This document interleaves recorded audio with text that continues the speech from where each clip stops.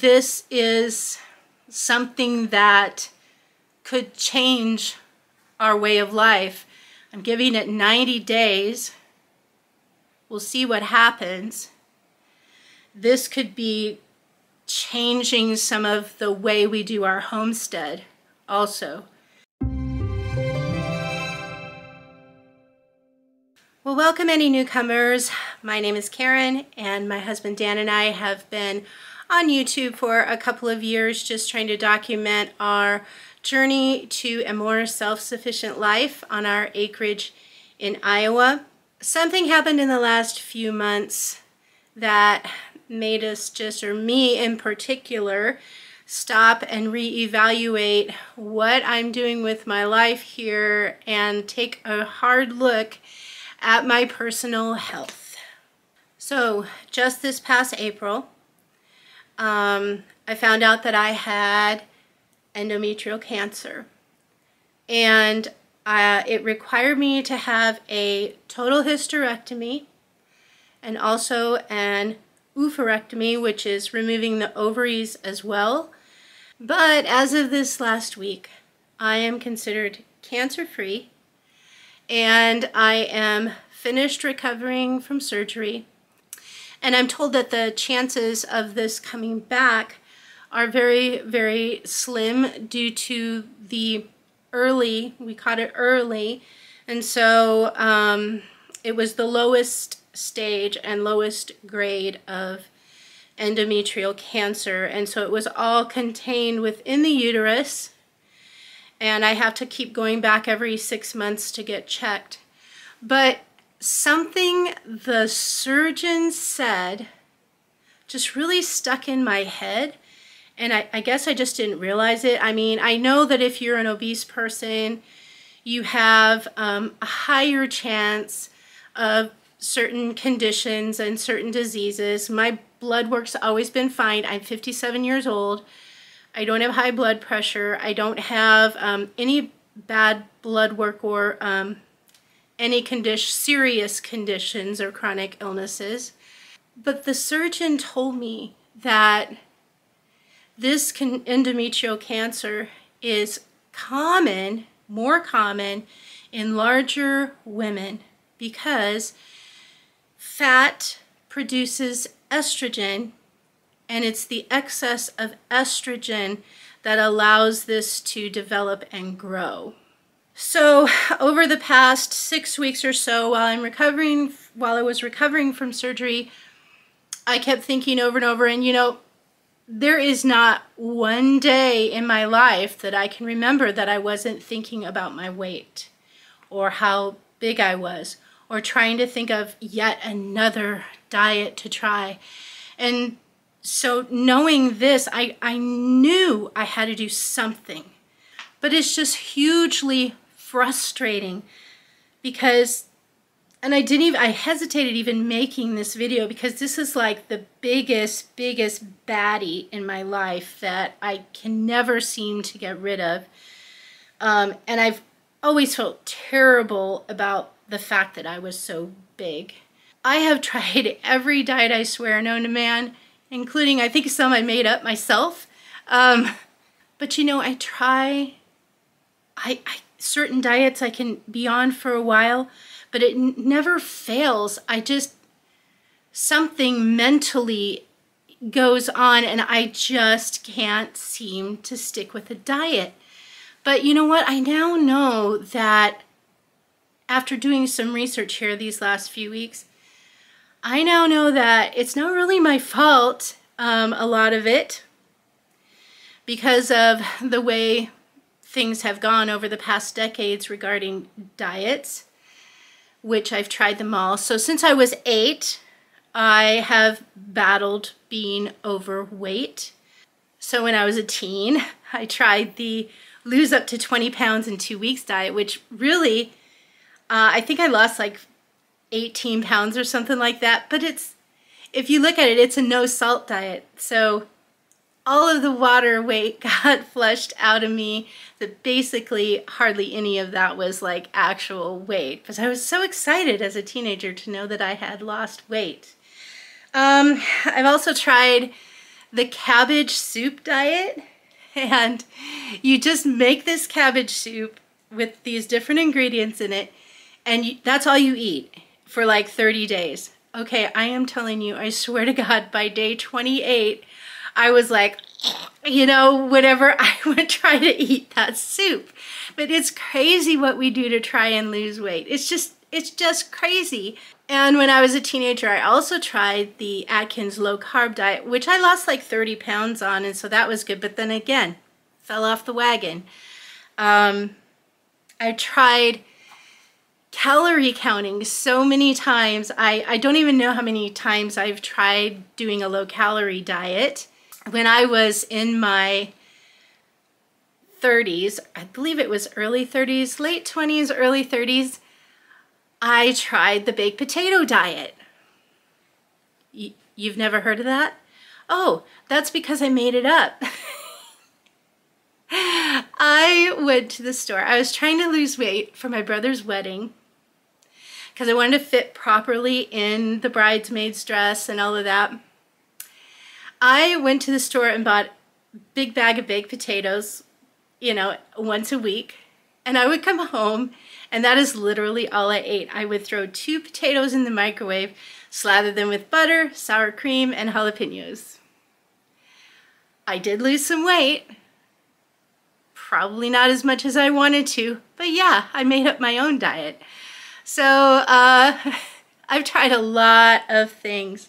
When I was in my later 30s, early 40s, I was starting to try to get a handle of like what's really going on here. Why does my weight stall when I'm on a diet and then I go off? And I was taking a look at something called the glycemic index diet, where it was like an insulin resistance kind of diet. And it actually really worked for me. I lost like 80 pounds on that diet, and I was feeling good and I was looking pretty good. But I went off of that one too. So the last 2 diets I've tried, one was keto, which I could only stay on for like 6 weeks before I fell off of it, but I knew it was good. It's low carb and it was working. And then about 2 years ago, I tried intermittent fasting, which, you know, people hear the word fasting and they think, oh my God, you know, what are you doing to your body? But really all it is you give yourself a window of time every day when you can eat. You have your meals then, you don't snack in between. You eat until you're comfortably full. And then when your window closes, you just drink water, black coffee, or green tea. That's all it is. It's not like you're starving yourself. Like you would maybe drink water, black tea, and whatever for 18 hours of that 24 hours, and then for 6 hours you had the window where you could eat, and you could eat whatever you want as long as you didn't stuff yourself. And I really did pretty good on that. I lost about 50 pounds. Of course, now I've gained it all back plus more. But I know why I do that now, and I'm going to share that with you in a little bit here.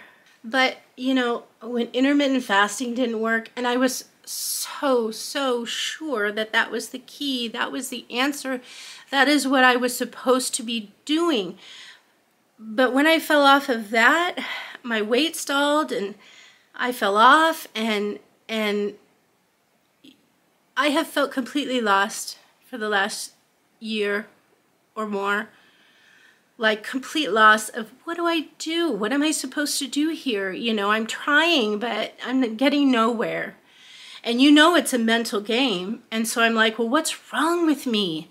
What is wrong with me? And I don't know how many of you are in the same situation I was in or are in now with weight, but it's really, you beat yourself up a lot. If you're a yo-yo dieter, you just mentally beat yourself up a lot.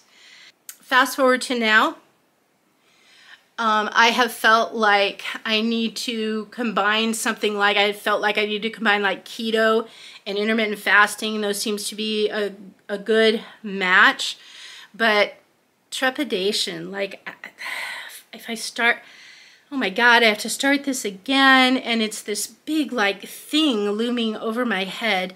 And so I thought, well, let me go online and let me do some research to start yet another eating plan, and hopefully I can do it this time and it will work.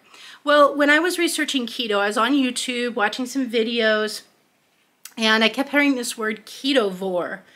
I'm like, ketovore? I've never heard of that.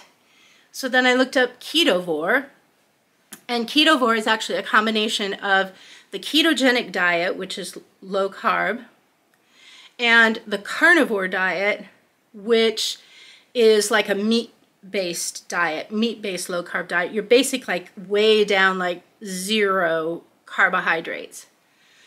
And the ketogenic diet, I think, is like 20 to 40 carbohydrates and stuff. So I started looking into the carnivore diet, like, what is going on with this? I'm like, I had heard of this a couple years ago, and I thought it was insane, like absolutely crazy. Like, you can't get what you need by eating just meat. How can you do that? Meats and fats? And I thought fat was bad. So the more and more that I got into this, the more my eyes opened, and I was like, wow, this, eating this way is probably the way we're supposed to be eating, given the fact that thousands and thousands of years went by and that's what we ate, was red meat and fat. Maybe the hunter-gatherers gathered some berries and plants when they were starving to get by, but their main diet was red meat.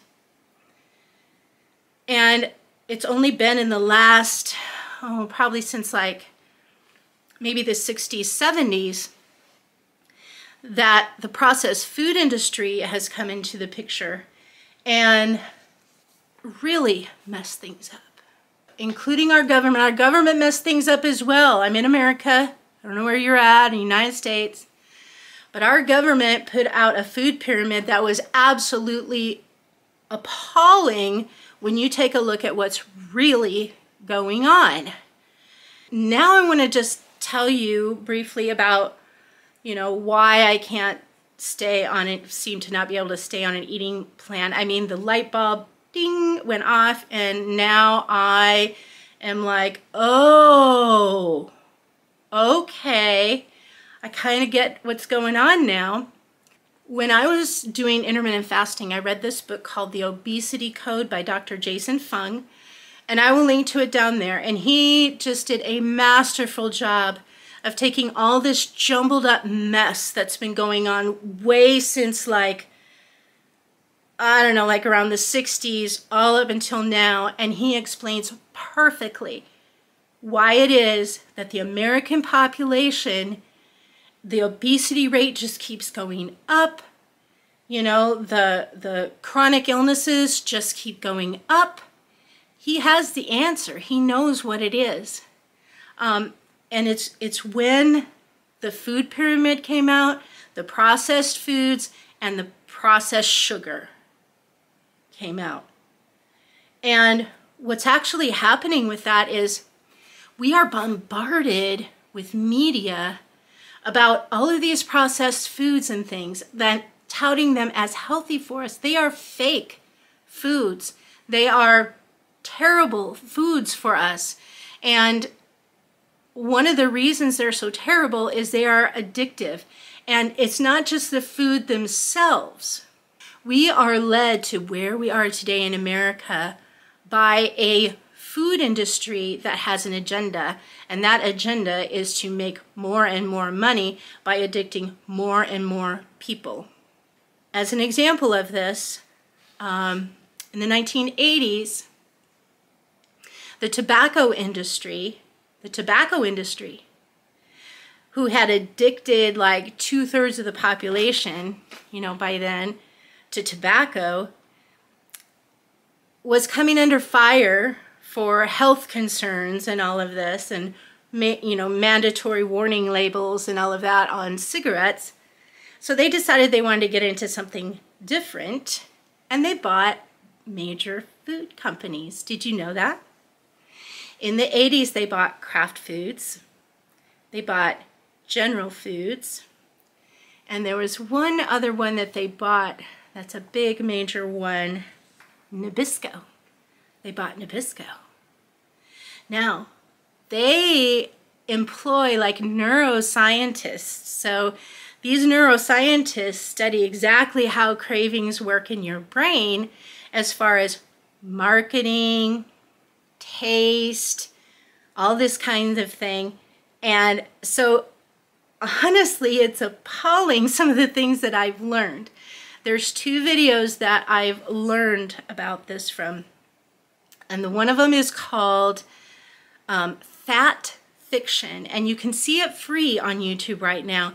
And I really, really want you guys to go and look at that movie, Fat Fiction. It will blow your mind. For example, back in the 1960s, the sugar industry was coming under fire for being possibly starting to cause some chronic illness in the American population due to the amount of sugar that was in foods and that we were eating. Well, there was a study that was going to be done on heart disease. They were taking a look at sugar, or they were taking a look at sugar and fat and different things like that. Well, it has been revealed in 2016, it was revealed that the sugar industry paid off 2 scientists what would amount to $50,000 each today in today's money, paid off 2 scientists to skew the results and point the finger at saturated fat. When in reality, saturated fat has really very, very, very little, if anything, to do with heart disease. So now they knew that would be publicized, that study would be publicized. So now the scientists point the finger at fat, and what happens? Everybody's like, oh my God, saturated fat. We need to have low fat foods. We need to go like low fat, like fat is bad. Well, if you are a chef or you know any chefs, a chef will tell you that fat is flavor. Well, the processed food industry was more than happy to come on in, take the fat out of the food, but because now taking the fat out, it tastes like bleh, let's add in some sugar. So guess what? Okay, so I believe it was either the World Health Organization or the National Institutes of Health, our own government, took a look at over 40,000 different packaged processed foods to determine how many of them had sugar in them. And it's 66%. Sugar is hidden all over in everything. Sugar is in meat, processed meat products. It's, okay, I'm kind of getting worked up because the more I talk about it, the more ticked off I get at all of the powers that be and the processed food industries. I'm going to link to another video by a woman who tells you what happens when you eat certain foods like processed foods and sugar, what happens in your brain, how it gets in there, how it gets stuck, so that you're constantly being triggered to eat certain foods. That is very interesting. Her name is Dr. Joan Ifland, and I will link to her video also. Anyway, basically, I'm an addict. And a lot of American people are addicts because of the way things have been done.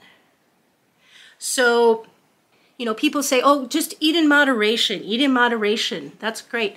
When you're an addict, that's not great. I'm addicted to carbs and I'm addicted to sugar. I'm an addict. So if you have an alcoholic and you're like, you know, just drink in moderation. You wouldn't say that to an alcoholic. You wouldn't give an alcoholic just you know, leave bottles of liquor out on the table. Because an alcoholic isn't going to be able to stop.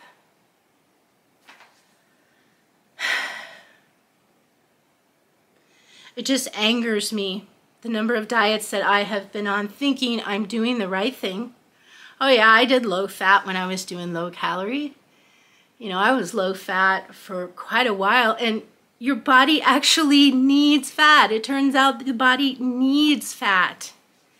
Oh my gosh, I could go on and on about that, but just suffice it to say, you need to watch those 2 videos.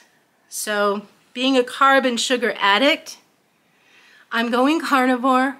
I'm cutting it all out. No more carbs, no more processed foods, no more processed white sugar. And it's half of the reason, and not just for me losing weight and getting rid of some conditions, because people that have gone on this carnivore diet, oh my gosh, if you go and look on YouTube, people have reversed not just obesity, but type 2 diabetes, snoring, you know, different chronic illnesses are gone. It's crazy because they're resetting their body to be how it's supposed to be. So I am now on day 15. So for the last 15 days, I've only been eating meat, and I've eaten some cheese. So basically I'm eating meat, eggs, and mostly red meat, eggs, bacon, and some cheese and some dairy. That's it. That's it. And I'm drinking water. I upped my water intake, and so far it's working. This last Sunday I had lost 9 pounds so far in the first 10 days. Some of that is due to my inflammation, but we'll see what it's like this Sunday when I weigh. I'm going to throw some intermittent fasting in with this, and I want to document all of this here. A couple videos a week on how I'm doing, what I'm doing, things that I'm learning, because really this is something that could change our way of life. I'm giving it 90 days. We'll see what happens. This could be changing some of the way we do our homestead also. So I do want to document it here. I'm hoping to get some encouragement, and I'm also hoping to maybe inspire someone else who's maybe like me to go ahead and give it a try, and maybe we can do it together, you know. But I'm hoping to find some encouragement to just keep going, because I feel like I need to get my life back. I need to get my health back. I think I said I was 57 earlier, but I'm actually 58. I turned 58 in May. So 58 years old. I don't have any serious chronic illnesses. I have conditions. So for example, I have problems with retaining water, a little bit of edema like in my lower legs. I have splotchy skin sometimes when I wake up, which is really weird to me, and I don't know what that is, but I have some kind of sensitivity or food sensitivity, something. And I have just, you know, other little things that I'll talk about in a future video about what all my any chronic stuff is. You know, I want to lose the weight, I want to get better, but I also want to kind of flip the virtual bird to the food industry and to all of those agencies that will never admit to being wrong. And you'll know what I mean when you watch Fat Fiction. Dan has also started to come along a little bit with me on this, and he's seeing some results too already that are good for him, and I'll have him on here talking about it as well. But the next series of videos for quite a while is going to be on how our journey with this is progressing. And we'll be talking about different topics, like we'll dive into sugar, we'll dive into carbohydrates, we'll talk about the proper human diet, and a lot of information will come your way. So if you aren't already a subscriber to Our Sufficient Life, please go ahead and consider subscribing to our channel so you can watch what happens. The next video is going to be a before picture of me, which is very hard for me to share, but I'm kind of working up the courage to do a video about a before picture and what my goals are, how much I want to lose, and that sort of thing. But go watch those 2 videos. Until next time.